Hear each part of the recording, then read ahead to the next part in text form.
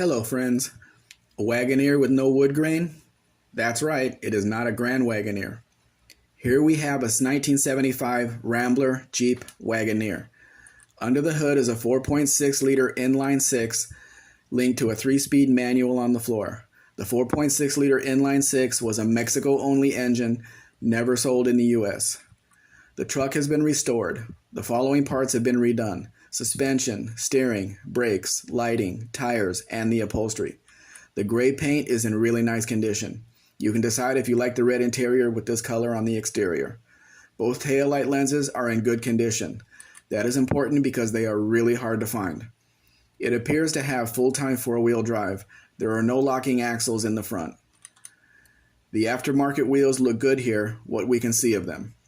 The wheels are 10 inches wide for the most rubber on the ground possible. There's no factory air on this one, and it might not have a heater either. The heater parts are easy to find, but it would either need a vintage air unit or an underdash unit, which are still available. This truck needs nothing but a new owner to care for it.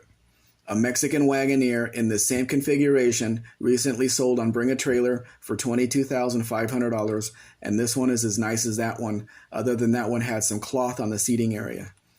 This truck needs nothing to go out and have fun right now. If you have any questions about the importation process, I will be happy to answer them for you. We can now offer US delivery. What that means is we can cross the car, deliver it to you as the buyer, or to the transport company of your choosing to be delivered to your door. I know the thought of buying from Mexico makes people nervous. I can provide references from my previous clients if necessary.